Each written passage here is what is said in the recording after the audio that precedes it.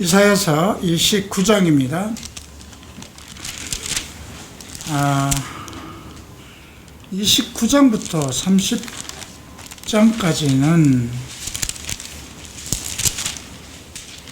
상당히 특별한 말씀, 지난주에 이어서 거의 같은 말씀이 이어지고 있고요.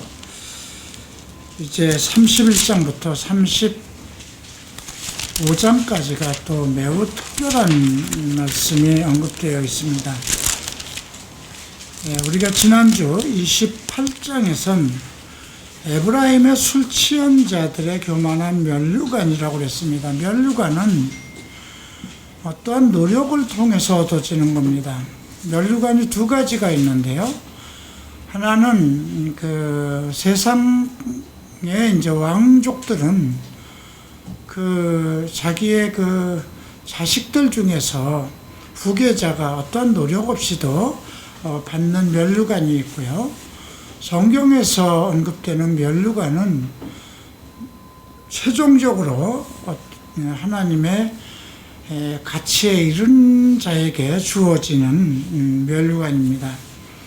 에브라임의 술 취한 자들의 교만한 면류관이라는 것은 자기에게 주어지지 않은 것을 자기 스스로 자기의 어떤 힘과 능력으로 탈취하려고 하는 것을 언급하는 것이거든요. 에브라임은 이미 하나님의 율법에서 벗어난 자들이죠. 그들이 하나님을 믿는다고 하지만 하나님과 우상을 동시에 섬기는 이스라엘 족속 중에서 나누어진 그런 북이스라엘 사람들의 지파를 얘기한 것입니다.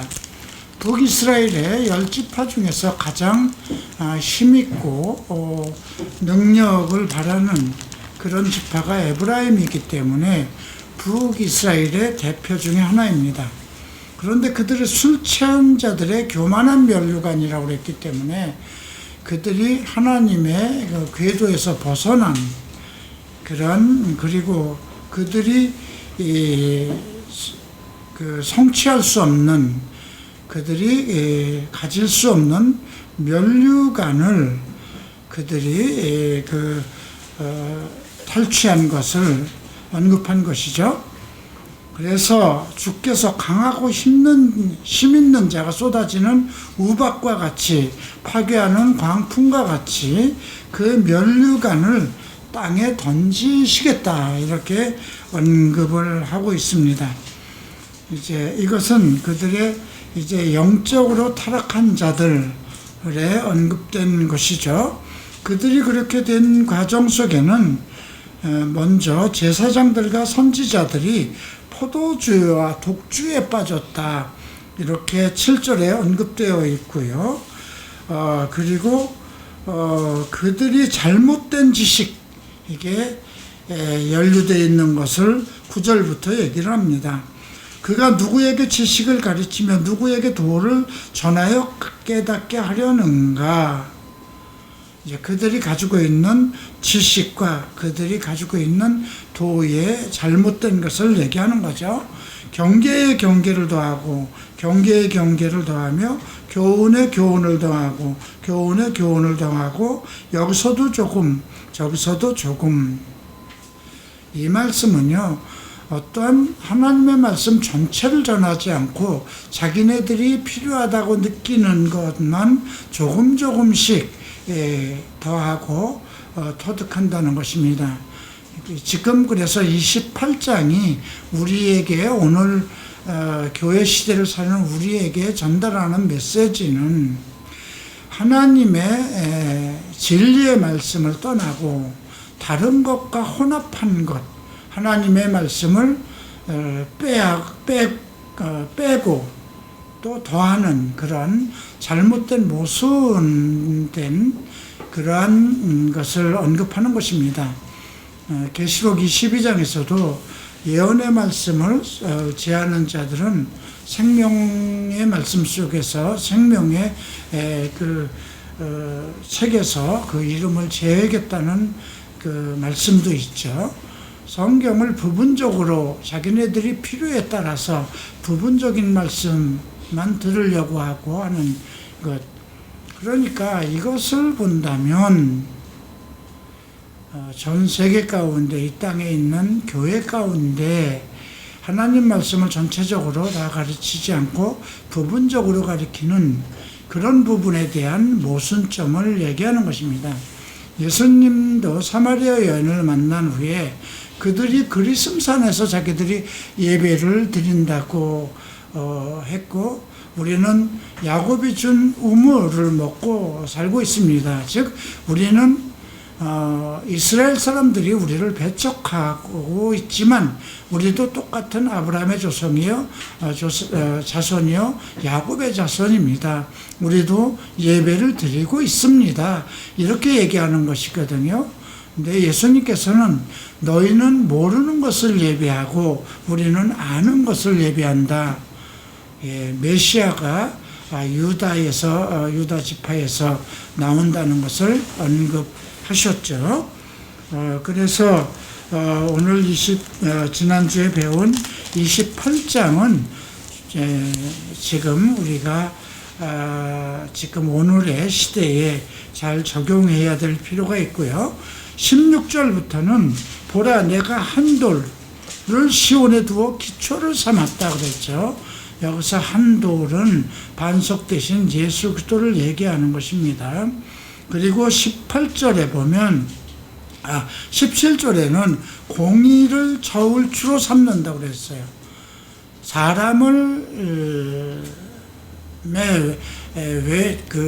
사람들의 어떤 외모를 보지 않는다는 것이죠. 공의, 하나님의 의를 저울추로 삼고 사망과 더불어 세운 언약이 폐하며 그랬습니다. 사망을 폐하는 것은 예수 그리스도가 오면서 폐하는 것이거든요. 그 말씀을 하신 후에 23절에서 너희는 귀를 기울여 내 목소리를 들으라. 자세히 내 말을 들으라. 이렇게 경고합니다. 파종하려고 가는 자가 어찌 쉬지 않고 갈기만 하겠느냐? 자기 땅을 개간하며 고르게만 하겠느냐? 씨를 뿌리는 자는 쉬지 않고 밭을 갈지만 하지 않는다는 거죠. 땅을 개간만 하지 않는다는 것입니다. 적당히 여러 가지 종류, 자기에 필요한 그 씨앗들을 뿌린다는 것이죠. 그래서 26절에는 이는 그의 하나님이 그에게 적당한 방법을 보이사 가르치셨다 그럽니다. 적당한 방법이라는 건 뭐예요? 균형된 가르침을 얘기합니다. 우리가 교회마다 자기의 특징을 가지고 행하려고 그러죠. 찬양을 중심으로 하는 교회라든가 또 어떤 새벽 기도를 중심으로 한다든가 성령을 중심으로 한다든가 이런 잘못된 교리들. 근데 적당한 방법, 균형 있는 방법이죠. 그리고 29절에 이도 만군의 여호와께서 난 것이다. 그의 경영은 기묘하고 지혜는 광대하도다. 모든 것이 여호와의 하나님의 경영은 사람의 머리로 생각할 수 없는 하나님의 그 기묘하신 광대한 지혜로 이 세상을 경영하신다는 것, 이렇게 언급했습니다. 자, 오늘 29장에서는 이제 슬프다 알리엘이요. 알리엘은 예루살렘을 지칭하는 이름 중에 또 다른 이름입니다. 예루살렘을 지칭할 때 쓰는 이름 중에 하나인데요. 하나님의 사자라는 뜻을 가지고 있습니다. 엘리알이요 다윗이 진친 성읍이요 해마다 절기가 돌아오지오니와. 다윗이 진쳤다는 건 뭡니까? 예루살렘은 원래 다윗이 꿈을 꾸고 이제 그 예루살렘 성은 원래 솔로몬이 그 성전을 짓지만 그 예루살렘이라는 건 다윗의 진을 쳤다. 다윗이 그 본부, 자기의 어떤 터로 삼았다는 의미입니다.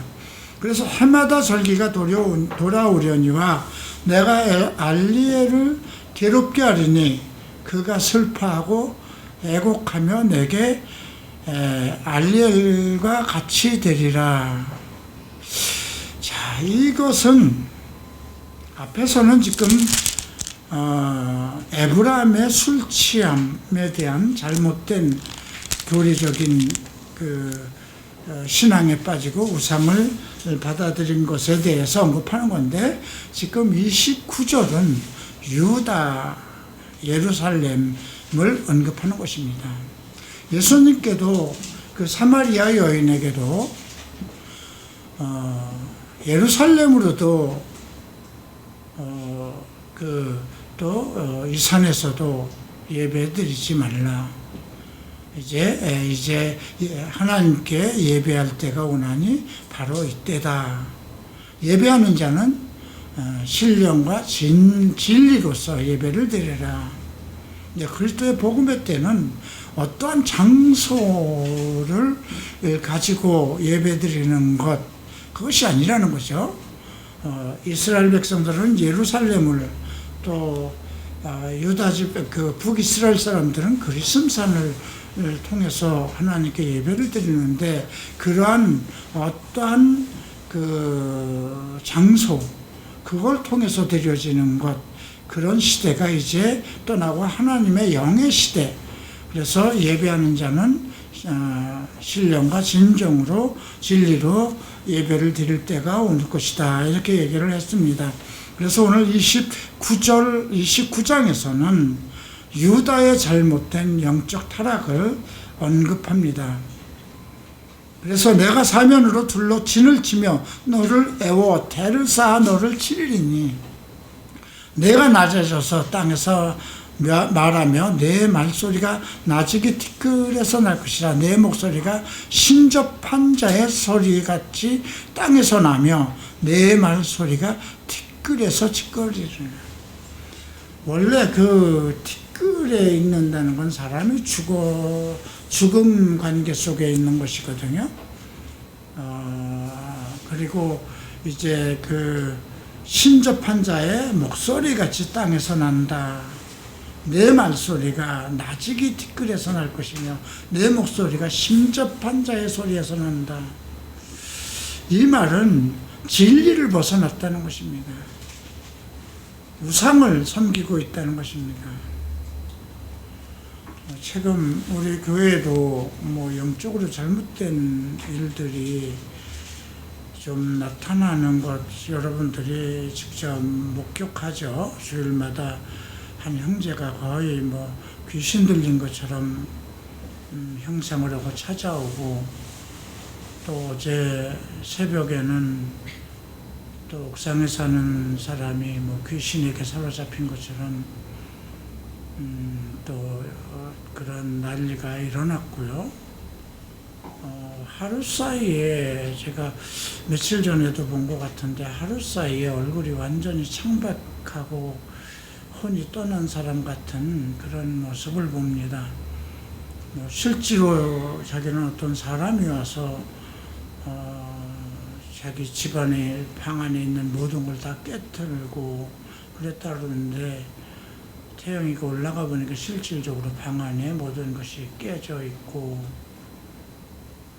그런 건 옥상까지 올라가서 누가 다툴 사람이 있는 것도 아닌데, 그런 현상들이 일어납니다. 여러분들은 지금 세상에 무슨 귀신이 있겠는가 이렇게 생각할지 모르는데요. 이제 그 하베스트라는 책을 보면 1970년 되면 지금부터 30년 전이에요. 현대 문명이 가장 발달되어 있었는데, 그때만 해도 미국은 컴퓨터라는 것이 있었던 시대예요. 그 정도로 최고의 과학과 문명과 그리고 그 당시 달나라로 그 인공위성을 날리던 시대잖아요. 그럼에도 불구하고 실질적으로 지금은 이제 갈보리채플 목사가 되었지만 어떤 그 날파리를 향해서 명령하고 앉으라, 콧등에 앉으라 그러면 앉고 넘어져라면 넘어지고 그렇게 명령을 하고 비가 쏟아져라 그러면 비가 쏟아지는 그런 실질적인 체험을 한 내용들이 있습니다. 또 나도 일본에서 그러한 또 경험이 있었고요. 그러니까 귀신이라는 것은 실제로 이 땅에서 역사하고 있는 거죠. 사탄의 영에 사로잡힌 사람들에게 역사할 수도 있지만 특별히 하나님을 벗어난 사람들, 그 특별한 것은 그들이 그렇게 사탄의 영에 이끌려서 움직이면서도 예수가 온다 이런 또 예언의 말들을 하는, 우리가 예수님 시대에도 나는 당신이 누구인지라느니 거룩한 하나님의 아들이다. 제사장들이나 이스라엘 속에 있는 많은 사람들이 예수 그리스도의 실체를 알지 못했는데도 그 귀신 들린 사람이 나타나서 그 예수 그리스도의 실체를 얘기하는 그러한 것들이 지금도 마찬가지라는 것입니다. 은혜가 많은 곳에 어떤 영적인 역사가 나타날 수도 있는 것이죠. 근데 여러분들에게 그러한 현상이 보인다는 것은, 실제로 눈앞에 보인다는 것은 여러분들에게 또 어떤 실질적인 경고의 메시지라는 것을 여러분들이 기억해야 될 것입니다. 예수를 믿으면서도 하나님을 욕되게 한다면 사탄의 영이, 약간 귀신들의 영들이 그 사람의 영을 사로잡을 수도 있다는 거예요. 그래서 그 누가복음에 나오지 않습니까? 귀신이 물 없는 곳을 찾아 나섰다가 물 없는 곳을 얻지 못하니 자기 집으로 돌아와 보니 집이 깨끗하게 소지가 되어서, 그래서 이제 나가서 자기보다 더 일곱의 귀신을 데리고 들어오니 그 사람이 전보다 더 악해졌다. 그 예수님이 하신 말씀입니다. 그 말은 자기 그 귀신이 우리가 예수를 믿어서 귀신이 나갈 수밖에 없지만 하나님의 영이 들어오면 중요한 것은 내 집안에 하나님의 영이, 나의 죄인이 계속 내 몸에 거하고 있느냐를, 전에는 그게 사탄이 지배하고 있었던 거예요. 사탄의 영에 의해서.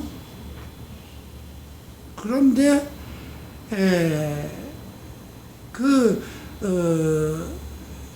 완전히 죄인이 바뀌지 아니하면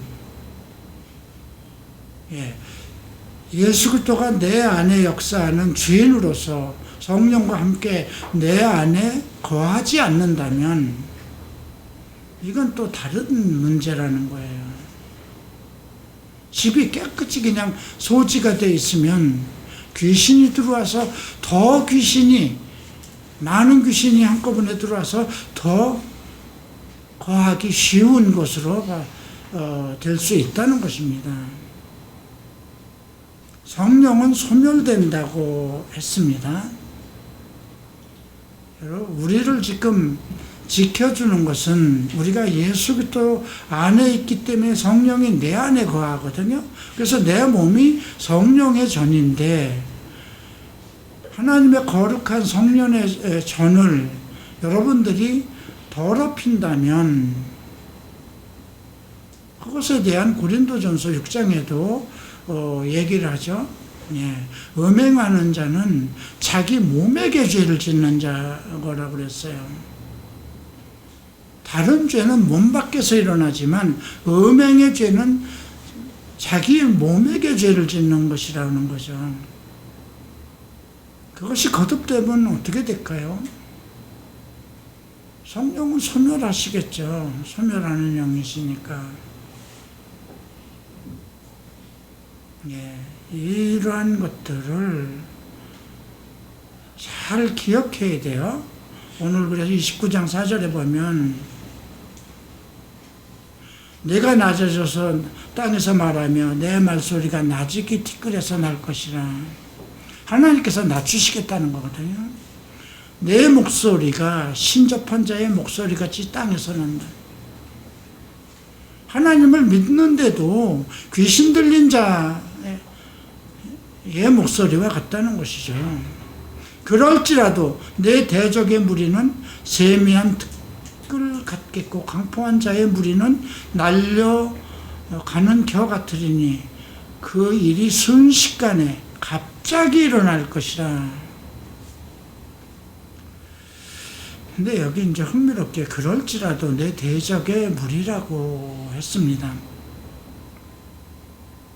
이스라엘이 온전한 믿음 생활을 못하고 진리를 벗어나고 우상과 가깝고 또 오직 하나님만 바라고 모든 것에서 오직 그리스도의 능력, 하나님의 능력과 권능으로 살아가야 되는데 어떤 문제가 생기면 그것을 해결하기 위해서 애굽에 의존한다든가 이제 그런 문제가 30장에서 바로 언급이 돼요. 지금 그래서 28장, 29장, 30장은 매우 이렇게 그 컨셉이 상당히 특별한 그런 상황으로 컨셉이 잡혀 있어요. 그 30장에서 그 패역한 자식들아 이렇게 얘기를 하고요. 바로의 세력 안에서 스스로 강하려 하며. 여러분, 애굽은 세상이고 바로는 사탄의 왕이에요. 우리의 육신을 애굽에다가 비유하고 바로의 우리를 지배하는 그 세력을 바로에다도 비유합니다. 그렇기 때문에 자기의 육신의 지혜와 육신의 꾀, 육신의 쾌락에 의존하고 인생을 살아가려고 할 때 나타나는 것, 그런 것들을 30장에서 언급을 합니다. 그런데 오늘 29장 5절에서는 그럴지라도 내 대적의 무리는 세미한 티끌 같겠다. 이것은 특별한 그래도 은혜죠.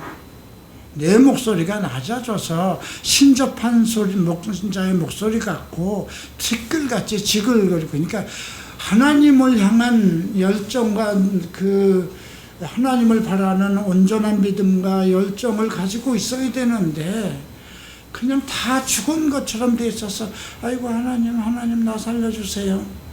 이런 형태의 밤낮 세상적으로 놀고 세상 육신의 정욕, 안목의 정욕대로 그렇게 즐기면서 입으로만 하나님, 그죠? 일주일 내내 죄 짓고 나서 주일날은 혹시 위선자가 돼서 교회 와서 내가 크리스찬인 것처럼 행세하고, 과거 여러분들의 믿음 생활 아닙니까? 신접한 자의 소리 같다는 건 뭐예요? 예수 믿으면서도 신들린 자나 똑같은 놈이 티끌 같다는 건 뭐예요? 하나님을 믿는 사람들이 강력하게 주를 향한 기도와 그 사모한 하나님을 사랑하는 그 열정의 기도가 나오고 해야 되는데 밤낮 주님 살려주세요 하는, 그럼에도 불구하고 그럴지라도 내 대적의 무리는 세미한 티끌 같을 것이다. 티끌인데 세미하다고 그랬어요. 그죠? 강포한 자의 무리는 날려가는 겨 같아. 아무 별 볼 일 없는 존재들이다 하는 거예요. 순식간에 갑자기 일어날 것이다. 만군의 여호와께서 우레와 지진과 큰 소리와 회오리 바람과 폭풍과 맹렬한 불꽃으로 그들을 징벌하시며, 계시록 14장을 보면 하나님이 어떻게 그 세상을 징벌하시는가가 나오죠. 아리엘을 치는 열방의 무리 곧 아리엘과 그 요새를 쳐서 그를 곤교하게 하는 모든 자의 꿈같이 밤에 환상같이 되리니, 줄인 자가 꿈에 먹을지라도 깨면 그 속은 여전히 비고, 목마른 자가 꿈에 마셨을지라도 깨면 곤비하며 그 속에 갈증이 있는 것 같아서 시온산을 치는 열방의 무리가 그와 같을 것이라. 줄인 자가 꿈에 먹는다. 참 재미있는 거죠. 꿈에 막 뭐가 배고파서 막 먹었다 그래도 그게 내 것은 아니잖아요. 그죠? 꿈에 목이 너무 말려서 막 물을 퍼먹었다 하더라도 그거 실제로 그 물을 마신 건 아니잖아요. 환상이잖아요. 그래서 시온산을 치는 열방의 무리, 시온은 예수 그리스도가 있는 하나님의 신이 임한 곳 예루살렘을 얘기하는데요. 하나님의 백성을 얘기하는 겁니다. 자, 너희는 놀라고 놀라라. 너희는 맹인이 되고 맹인이 되라. 그들의 취함같이 포도주로 말미암이 아니요 그들이 비틀거림이 독주로 말미암이 아니니라. 너희는 술 취하고 독주에 취한 것처럼 돼서 잘못돼 버리겠지만, 너희들을 그렇게 만든 그 이방들의 신들, 그 모든 것은 그런 걸로 인한 것이 아니고 하나님의 진노로 그들이 멸망을 받는다는 것입니다. 10절 봅니다. 대저 여호와께서 깊이 잠들게 하는 영을 너희에게 부어주사 너희 눈을 감기셨음이니, 그가 선지자들과 너희 지도자인 선견자들을 덮었음이라. 이거 한번 6장으로 넘어가 보십시다. 이사야, 누가 우리를 위해서 갈고, 그러니까 제가 가겠습니다. 이사야의 그 죄가, 그 천사가 숯불을 갖다 입에다 대니 죄가 사하여졌을 때 주께서 우리를 위해서 누가 갈까 했더니 내가 가겠나이다. 가서 전하라 그러죠. 그 9절에서 가서 이 백성에게 이르기를 너희는 듣기는 들어도 깨닫지 못할 것이야 보기는 보아도 알지 못할 것이라. 이 백성의 마음을 둔하게 하여 그들이 귀가 막히고 그들이 눈이 감기게 하라. 염려건대 그들이 눈으로 보고 귀로 듣고 마음으로 깨달아 다시 돌아와 고침을 받을까 함이라. 백성들을 소경되게 하고 깨닫지 못하게 하고, 언제까지 이렇게 할까요? 성읍들은 황폐하고 주민이 없으며 사람이 없고 토지는 황폐하게 되며 사람들이 멀리 옮겨져서 이 땅 가운데 황폐한 곳이 많을 때까지라. 그 중에 10분의 1이 아직 남았을지라도 이것도 황폐하게 될 것이나 밤나무와 상수리나무가 배임을 당하여도 그 그루터기가 남아있는 것 같이 거룩한 씨가 이 땅에 그루터기니라. 이스라엘이 완전히, 하나님의 백성 이스라엘이 완전히 주의 음성을 듣지 못하게 될 때까지, 예수님 오실 때 그랬잖아요. 그죠? 그들이 예루살렘 성전을 중심으로 항상 예배드리고 11조 드리고 율법을 행하면서 살았어도 그리스도를 깨닫지 못했잖아요. 그죠? 지금 그 상황을 얘기하는 겁니다. 29장 10절 보면 깊이 잠들게 하는 영을 너희에게 부어주사 너희의 눈을 감기셨음이니 그가 선지자들과 너희 지도자인 선견자들을 덮었다. 예수님께서 그 유대인들에게 얘기했습니다. 너희가 지식의 열쇠를 가지고도 너희도 들어가지 않고 들어오는 자들도 막았다고 그러죠. 너희가 해변을 지나다가 한 사람을 얻으면 그 사람이 더 귀신되게 만든다 그랬습니다. 자, 그것이 우리가 비단 예수님 시대에 말씀하신 건데, 이스라엘 백성은 전부 하나님을 믿고 하나님을 경외해야 되잖아요. 근데 지금 시대에도, 예수님의 시대는 하루가 천년 같은 시대입니다. 지금 교회 시대는, 지금 이 교회 안에 모든 사람 성도들이 예수를 믿고 하나님을 믿는다고 하는데도, 이만희 같은 사람, 문선명이 같은 사람, 그들도 다 예수 얘기하고 하나님 믿는다고 하고,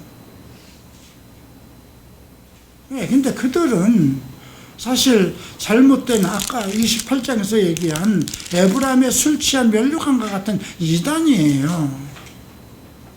그런데 지금 정통이라고 얘기하고 보수 정통교회라고 서로 인정하는 이 우리나라 이 땅에 있는 많은 교회들을 한번 보자고요.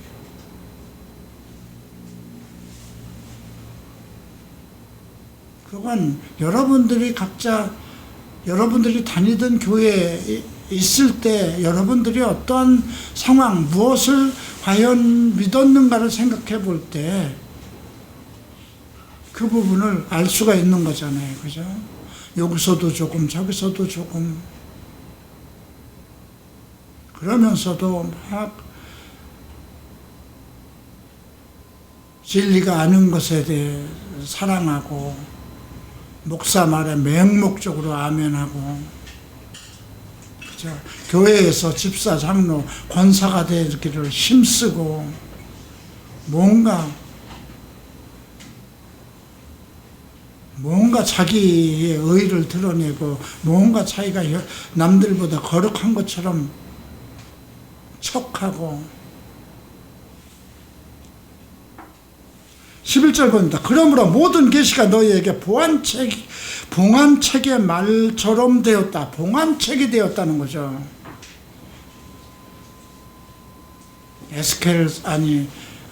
다니엘서 12장에도 봉하라. 지식이 사람이 많이 왕래하고 지식과 지식이 서로 왕래할 때까지 성경을 봉하라고 그랬습니다. 그렇죠? 이것을 그 아는 자에게 주며 이르기를 그대에게 청하노니 이를 읽으라 하면 그가 대답하기를 그것이 봉해졌으니 나는 못 읽겠다. 야, 성경은 이게 다 봉해진 건데요. 예? 뭐 하겠느냐 이거죠. 읽으면 뭐 할 거냐 이거죠. 주님이 오셔서 다 인봉을 떼셨어요. 우리에게는. 그죠? 계시록에서 나오는 인봉은 이제 종말의 때인데요. 종말의 때는 이스라엘의 영혼을 회복시키는 거예요. 우리에게는 이미 복음을 주셨고, 예수님은 복음을 믿으라고 그랬거든요. 그래서 우리는 복음을 믿는 거예요. 복된 메시지, 진리의 메시지를 믿는 겁니다. 말씀이 육신이 되어 우리 가운데 계신 것, 말씀 속에서 예수를 만나고 그 말씀 속에서 힘과 능력을 얻어내는 것이거든요. 성경은 이미 다 열려 있는 겁니다. 그래서 교회를 세우시고 사도로부터 예언자와 전도자와 목사와 교사를 줘서 그들에게 성령을 주시고 그들로 하여금 하나님을 믿는 것과 아는 것에 장성한 분량을 되도록 가르치게 된 거잖아요. 하나님의 성도들을 온전케 하기 위해서 이미 다 열린 겁니다. 그럼에도 불구하고 성경이 완전히 봉한 거가 돼가지고 알지도 못하니까 여기서 조금 띄어서 가리키고 여기서 조금 내서 가리키고 성경 몰라서 그렇게 가리키는 거예요. 12절 봅니다. 또 그 책을 모르는 자에게 주며 이르기를 그대에게 청하는 이것을 읽으라면 그가 대답하기를 나는 그를 모른다 할 것이요. 그죠? 그를 아는 자에게 주면 봉해진 건데 어떻게 아느냐? 모르는 자에게 난 글자를 모른다. 이놈이나 저놈이나 다 똑같다는 거예요. 주께서 이르시되 이 백성이 입으로 나를 가까이하며 입술로 나를 공경하나 그들의 마음은 내게서 멀리 떠났나니 그들이 나를 경외하면 사람의 계명으로 가르침을 받았을 뿐이라. 이거 마태복음에서 예수님이 하신 말씀이잖아요. 그죠? 부모를 공경하라 경에 기록되었음에도 하나님께 고르반 되면 다 그게 성취된 것이다. 이렇게 말씀을 제들 생활에 아주 지들에게 맞게 그렇게 하나님의 말씀을 왜곡하는 것을 언급하시면서 이 말씀하신 거예요. 그러므로 내가 이 백성 중에게 기이한 일, 곧 기이하고 가장 기이한 일을 다시 행하리니 그들 중에서 지혜자의 지혜가 없어지고 명철자의 총명이 가려지리라. 그래서 고린도전서 2장에서 언급되어 있죠. 이 세상에서 없는 자들과 천한 자들과 약한 자들을 들어서 세상에 지혜 있는 자들, 강한 자들을 멸하게 하기 위해서. 그러니까 많은 지식을 가지고 있다고 해서 하나님의 복음을 깨닫는 건 아니라는 거예요. 그래서 이제 택함이 나오거든요. 택함을 받은 자냐. 미리 아신 자라고 그랬잖아요. 로마서 8장 27장 8절에서 보면 미리 아신 자를 부르시고 부르신 자를 의롭다 하시고 의롭다 한 자를 영화롭게 하신다고 그랬습니다. 15절 자기 계획을 여호와께 깊이 숨기려 하는 자들은 화 있었지만 자기 계획, 자기의 계획은 자기 안에 특별한 비밀을 가지고 있는 거죠. 여호와께 깊이 숨기려는 자들은 그들의 일을 어두운 데서 행하며 이르기를 누가 우리를 보랴 우리를 알랴 하니. 여러분들 이 말씀 깊이 새겨둬야 돼요. 내가 잠깐 자위를 한다고 누가 알랴. 사람들은 모르죠. 자기 침대에서 자기 혼자서 즐긴 거면. 자기의 계획이라는 게 뭐예요? 은밀하게 행하는 자기의 일이에요. 습성들. 그들의 일을 어두운 데서 행하며 이르기를 누가 우리를 보랴 누가 우리를 알랴 하니 너희의 패역함이 심하도다. 패역이라고 그랬습니다. 여기서 이 패역이라는 거는요, 사악함, 어리석음, 하나님의 말씀을 뒤집어 버리는 거예요.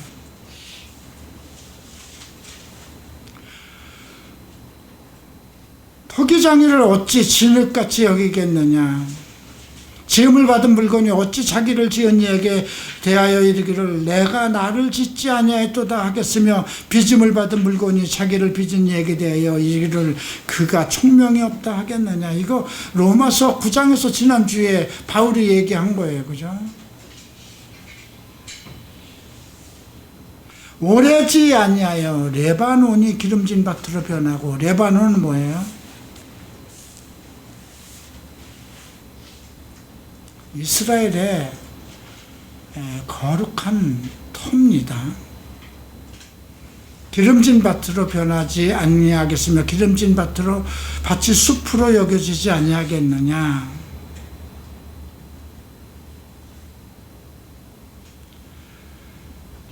이거는 이제 영적 회복을 얘기하는 겁니다. 그날에 못 듣는 사람이 책의 말을 들을 것이며, 그죠? 술과 타락 속에 빠져 있던 사람들이 책의 말을 들을 것이며, 그죠? 어둡고 캄캄한 데에 맹인의 눈이 볼 것이며, 겸손한 자에게 여호와로 말미암아 기쁨이 더하겠고, 사람 중 가난한 자가 이스라엘 거룩하신 이로 말미암아 즐거워하리니. 그만큼 이스라엘의 영적인 자들이 자기네들은 알리엘이라고 부르며 하나님의 사자다, 하나님의 사람이다, 거룩한 자다 하는 자들이 지식의 열쇠를 가지고 있으면서도 들어가지 않고 다른 사람도 못 들어가게 하며, 야, 이게 봉해진 것이라 우리가 어떻게 알냐 그러고, 글을 모르는 사람한테 전하면 야, 나는 글을 모른다 하고, 그래서 그들을 버리고, 그래서 예수님께서 이제 복음을 이방인에게 전하겠다고 그런 거잖아요. 이스라엘은 그때부터 고난을 받기 시작한 거죠.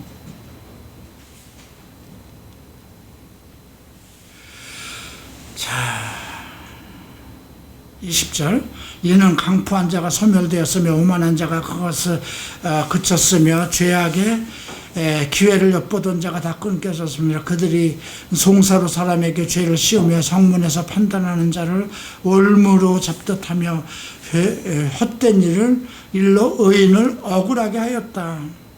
우리가 사도행전에서 보면 예수 믿는 자들을 제사장들과 서기관들과 장로들이 어떻게 행했는지 알 수 있잖아요. 그죠? 그들 종교 지도자들이고 하나님을 안다고 그러고 정말 가장 종교적이고 가장 하나님 가까이 있는 자라고 생각하는 자들이 예수를 따르는 자들, 복음을 전하는 자들을 비박하고 했던 일들이 나타났고요. 22절 보면, 그러므로 아브라함을 구속하신 여호와께서, 믿음의 조상 아브라함의 구속을 얘기합니다. 여호와께서 야곱 족속에 대하여 이같이 말씀하시되, 야곱 족속은 12 지파죠. 야곱이 이제는 부끄러워하지 않냐고. 야곱은 원래 부끄러운 이름입니다. 태어나면서부터 부끄러운 자잖아요. 그죠? 사기꾼이라는 이름을 가지고 교묘한 방법으로 자기 지혜로 살아가려고 했던 자잖아요. 예. 그런데 야곱이 이제는 부끄러워하지 아니하고 그의 얼굴이 이제는 창백하지 아니할 것이며, 그의 자손은 내 손이 그 가운데 생한 것을 볼 때에 내 이름을 거룩하다 하며 야곱의 거룩한 일을 거룩하다 하며 이스라엘의 하나님을 경외할 것이다. 네. 아브라함의 자손을 얘기했고 야곱의 자손이라고 그랬습니다. 네. 특별한 성경의 의미가 있죠. 마음이 혼미하던 자들도, 하베스트를 보면 거기에 나오는 제자들이 정말 마음에 혼미하고 우상을 섬기고 마약에 빠지고, 그런 자들인데요. 총명하게 되며 원망하던 자들도 교훈을 받으리라. 가끔 여러분들도 여러분들이 어떤 가지고 있는 정말 어떤 그 문제 때문에 많은 원망도 하고 했겠지만 원망하던 자들도 교훈을 받으리라 하셨느니라. 30장 봅니다.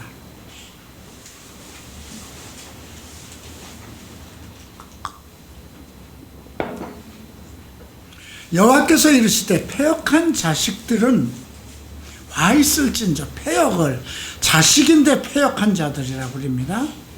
그들이 계교를 베푸나 나로 말미암지 아니하며 맹약을 맺으나 나의 영으로 말미암지 아니하고 죄에 죄를 더하는도다. 그들이 누구냐면, 근데 여기서 패역한 자식들은요, 이스라엘의 지도자, 유다의 지도자들을 얘기합니다. 나의 영으로 말미암지 않는고 죄의 죄를 더하는도다. 그들이 바로의 세력 안에서 스스로 강하려 하며 예수 그리스도 안에서 강해져야 되는데 세상의 지혜로 강해지려고 하는 거예요. 지금도 마찬가지입니다.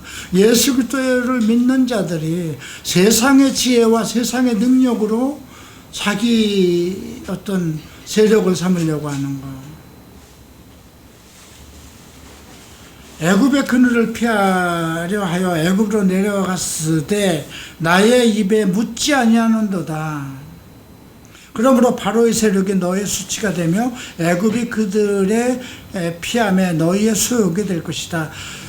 그 고관들이 소안에 있고 그 사신들이 하네스에 있으며 이르렀으나 그들이 다 자기의 유익을 유익하게 하지 못하는 민족으로 말미암아 수치를 당하려니 그 민족이 돕지도 못하며 유익하게도 못하고 수치가 되게 하며 수욕이 되게 할 뿐이라.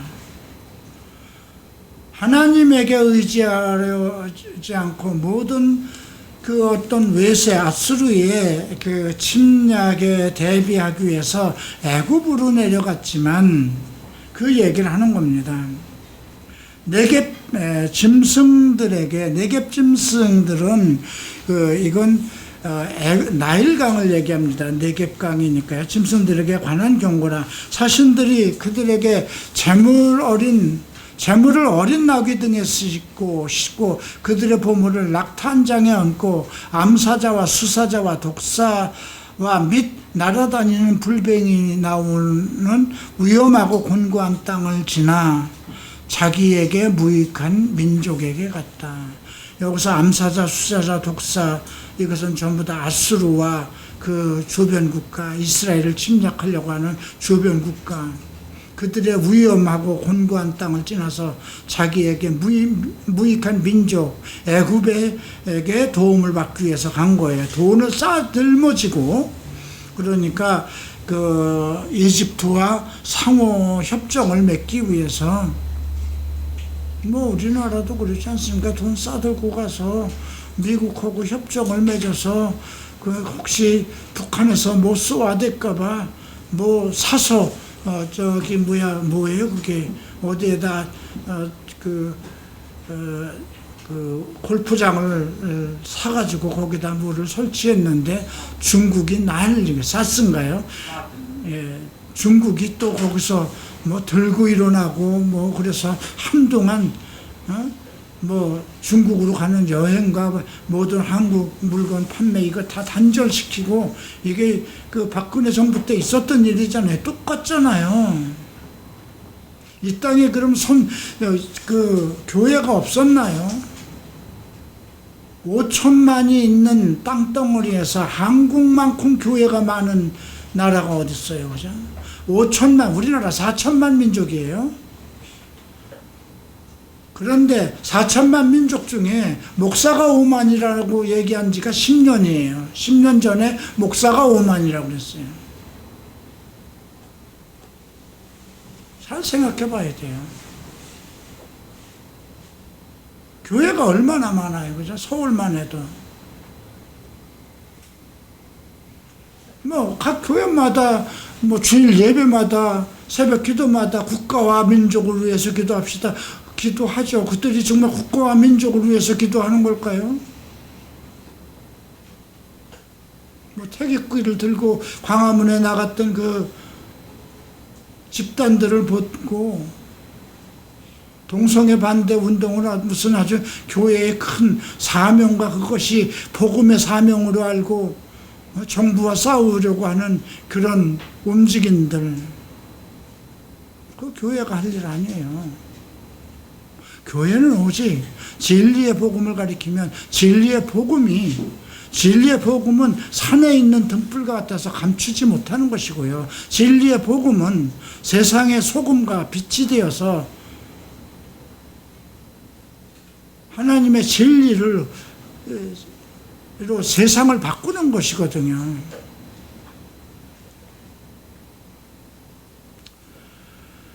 그래서 지금 이 말을 우리가 이 30장도 우리가 잘 오늘 교회 시대에 인용을 하면서 봐야 됩니다. 애굽의 도움은 헛되고 무익하니라. 그러므로 내가 애굽에 가만히 앉은 라합이라 일컬었느니라.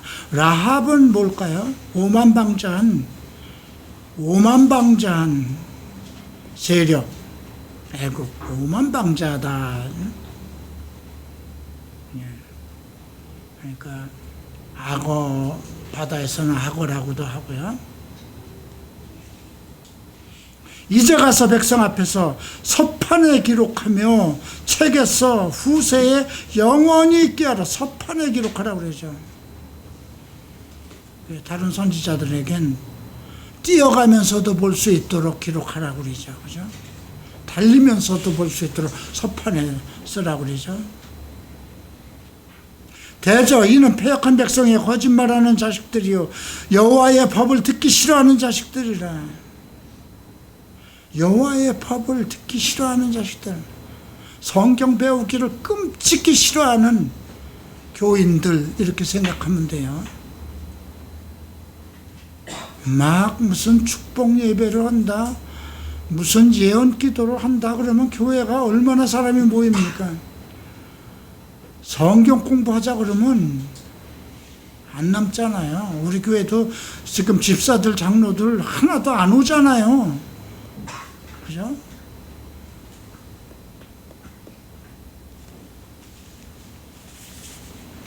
그들이 선견자들에게 이렇게 선견하지 말라, 예언하지 말라, 선견자들에게 이르 우리에게 바른 것을 보이지 말라, 우리에게 부드러운 말을 하지 말라, 거짓된 것을 차라리 보여라.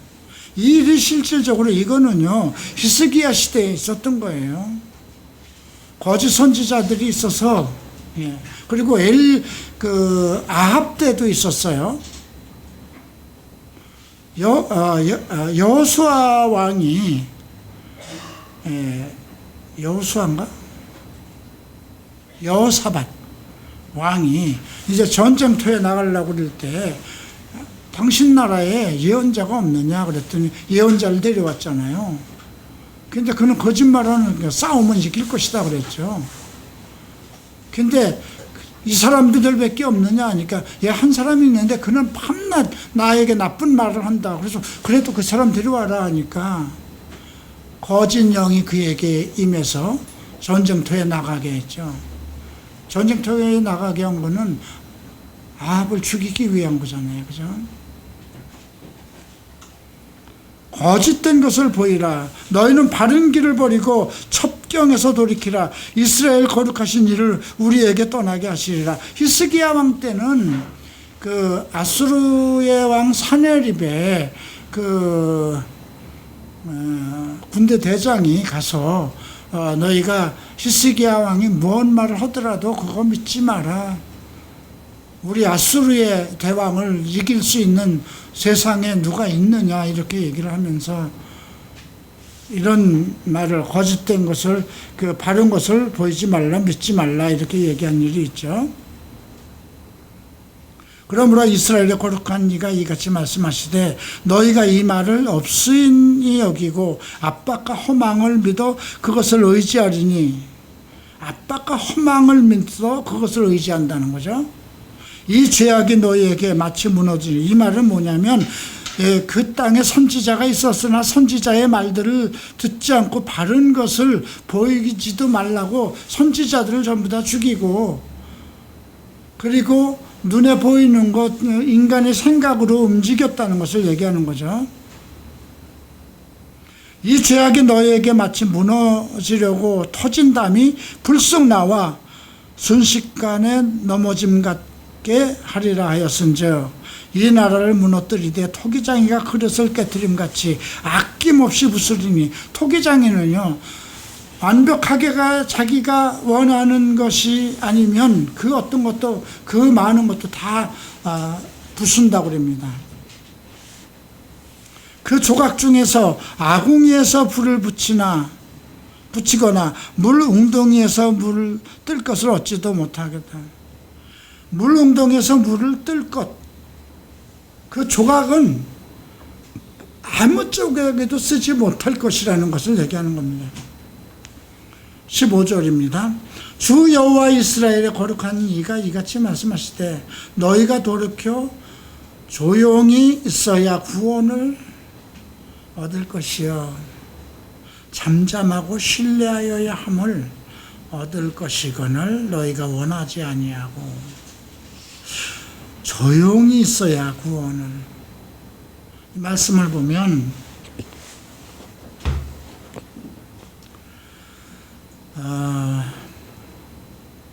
여리고성에 들어갈 때 했던 말씀이 생각나죠.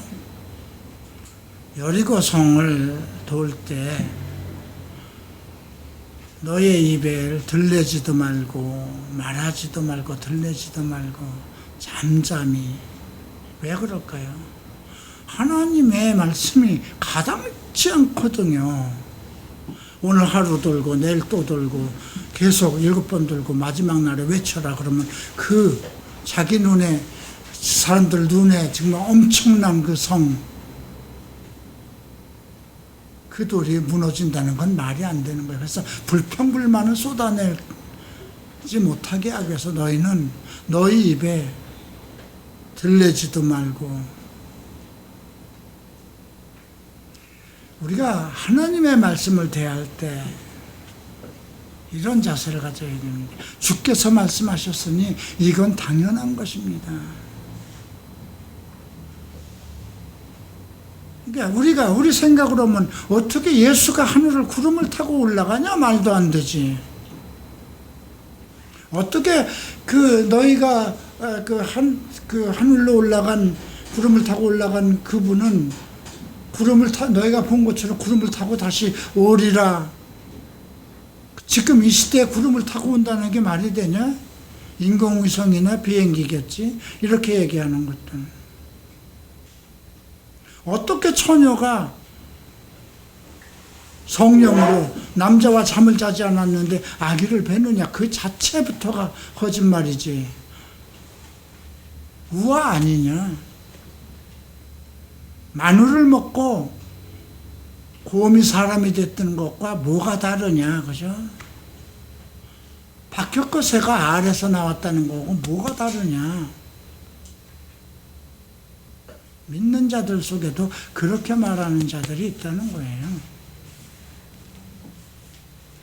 돌이켜 조용히 있어야, 잠잠하고 조용히 있어야 구원을 얻을 것이라. 잠잠하고 신뢰해. 무엇을 신뢰할까요? 주 여호와의 말씀, 성경에 기록된 말씀을 신뢰하는 것이, 그래야 힘을 얻을 것이고, 너희가 원하지 아니하고 이르기를 아니라 우리가 말 타고 도망하리라 하였으므로 너희가 도망할 것이요 또 우리가 빠른 짐승을 타리라 하였으므로 너희가 쫓는 자들이 빠르리니, 너희를 쫓는 자들이 빠르리니. 한 사람이 꾸짖은즉 천 사람이 도망가겠고 다섯이 꾸짖은즉 너희가 다 도망하고 너희 남은 자는 겨우 산꼭대기에 깃대 같고 두루마리 산마루 위에 기치 같으리라. 다 도망가고 산꼭대기에 조금만 남았다는 거야.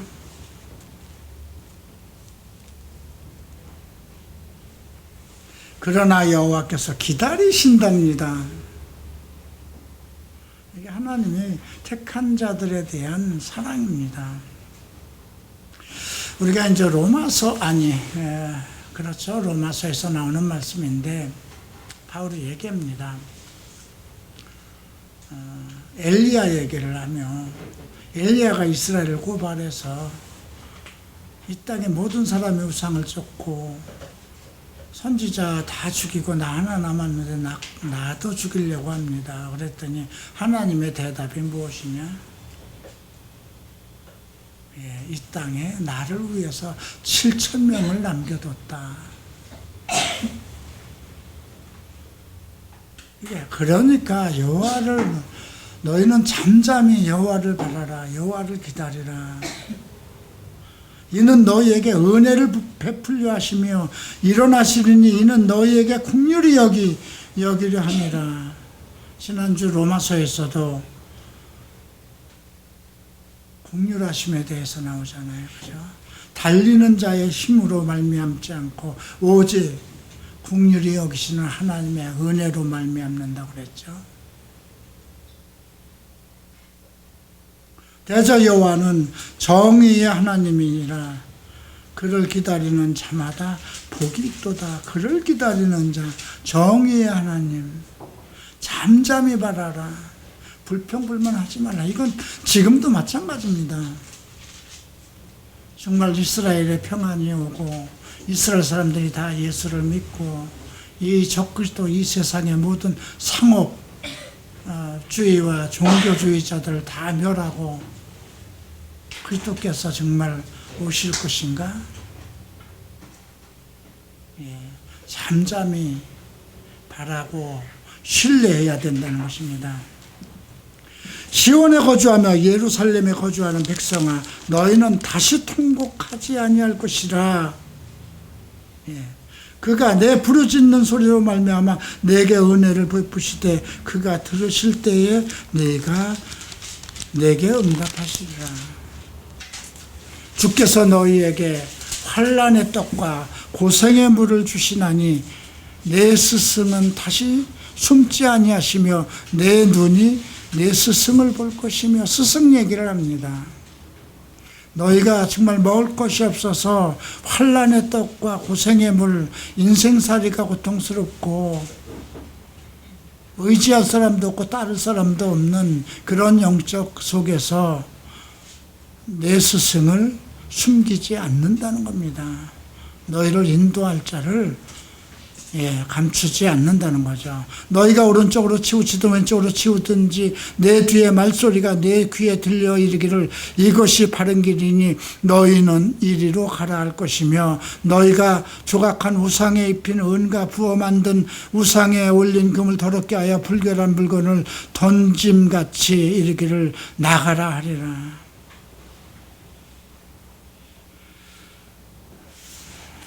자, 이제 23장. 내가 땅에 뿌린 종자의 주께서 비를 주사 땅이 먹을 것을 내며 곡식이 풍성하고 기름지게 하실 것이요, 그날에 내 가축이 광활한 목장에서 먹을 것이요, 밭 가는 소와 어린 나귀도 키와 쇠스랑으로 까부르고 맛있게 한 먹이를 먹을 것이며, 크게 사륙하는 날 망대가 무너질 때에 고산마다 준령마다 그 뒤에 개울과 시냇물이 흐를 것이며, 크게 사륙하는 날이라고 언급되어 있고요. 망대가 무너질 때에 높은 산마다 준령마다 개울과 시냇물이 흐를 것이다.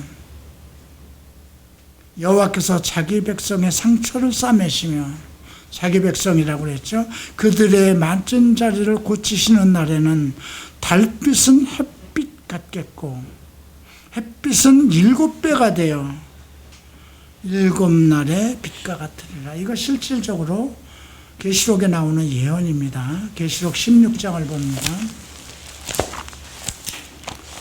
이거 넷째 인을 떼든가 여섯째 인인가 넷째 인인가 그런데요. 계시록 6장 8절을 보죠. 청황색 말이죠. 넷째 인을 뗄 때에 청황색 말이 나오는데 그 탄자의 이름은 사망이니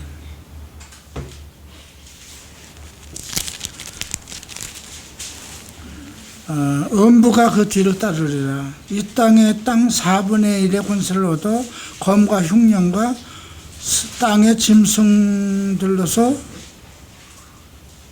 죽이시리라. 이 땅이 이 말이 아닌데, 해를 덮게, 이게 넷째, 다섯째, 아니고, 해가 관세 받는 거예요? 16장 8절. 16장 맞다. 이건,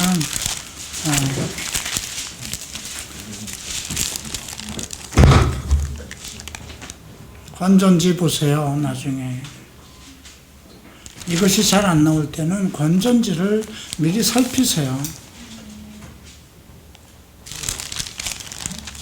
오늘 바깥에요.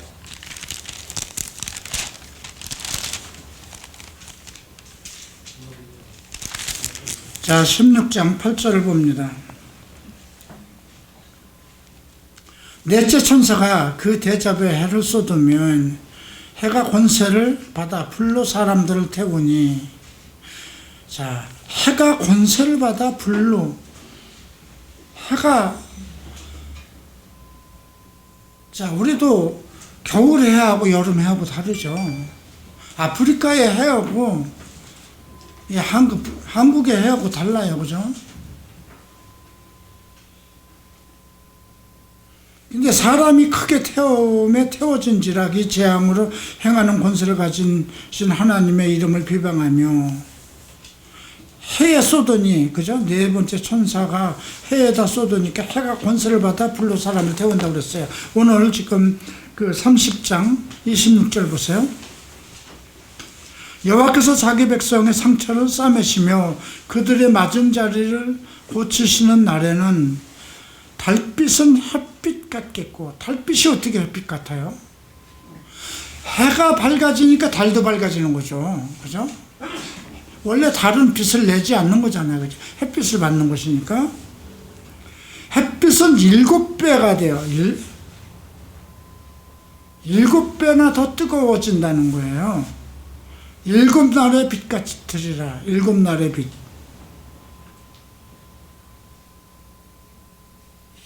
보라, 여호와의 이름이 원방에서부터 오되 그의 진노가 불붙듯 하며 빽빽한 연기가 일어나듯 하며 그의 입술에 분노가 찼으며 그의 혀는 맹렬한 불 같으며. 이거 킹제임스에는 아마 삼키는 혀 같다고 나왔을 거예요. 그의 호흡은 마치 창이라여 목에까지 미치는 하수 같은즉 그가 멸하는 기로 열방을 까부르며 여러 민족 입에 미혹하는 재갈을 물리시리니 너희가 거룩한 절기를 지키는 밤에 하듯이 노래할 것이며 피리를 불며 여호와의 산으로 가서 이스라엘 반석에게로 나아가는 자같이 마음에 즐거워할 것이다. 이제 그 종말의 날에 이스라엘 70시간 중에 마지막 그 7년, 그 마지막 때에 적그리스도의 시스템, 모든 이 세상을 이제 하나님이 멸하시고 이제 이스라엘 백성들에게 나타나는 그 상황을 얘기한 거죠. 자, 30절 봅니다. 여호와께서 그의 장엄한 목소리를 듣게 하시며 혁격한 진노로 그의 팔에 치심을 보이되 맹렬한 화염과 폭풍과 폭우와 우박으로 하시리니, 이것도 계시록에 나오는 것이고요. 여호와의 목소리가 아수르가 낙담할 것이요 주께서 막대기로 치실 것이다. 예. 진리의 말씀으로 치신다는 거죠. 예. 자, 32절 봅니다. 여호와께서 예정하신 몽둥이를 아수르 위에 더하실 때에 소고를 치며 수금을 탈 것이며 그는 전쟁 때에 팔을 들어 그들을 치시리니. 나중에 여러분, 이 아수르는 바벨론으로 바뀌고 그 전체가 이제 바벨론이 메대와 바사로 바뀌고 그 다음에 알렉산더 대왕의 시대로 이제 바뀌고 그 다음에 로마 시대예요. 그죠? 그러면 그게 지금 유럽 전체로 봐야 되는 거예요.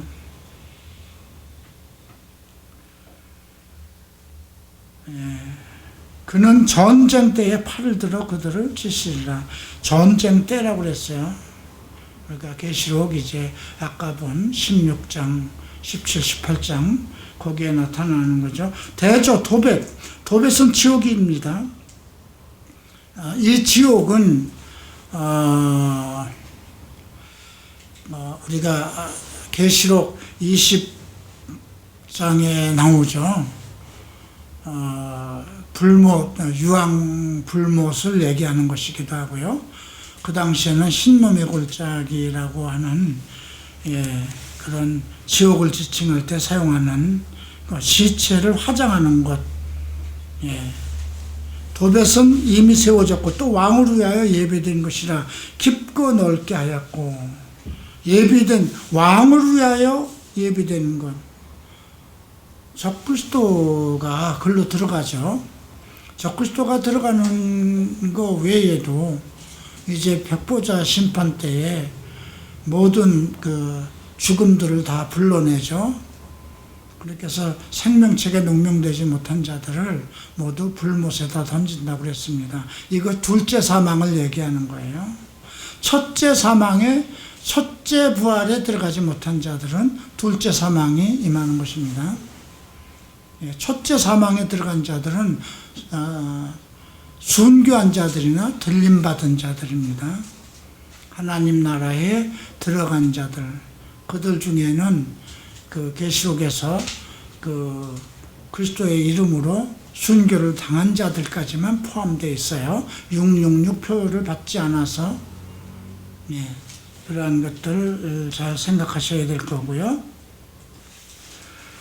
거기에 불과 많은 나무가 있은즉 여호와의 호흡이 유황개천 같아서 이를 사르리라. 계시록 한번 20장을 보십시다.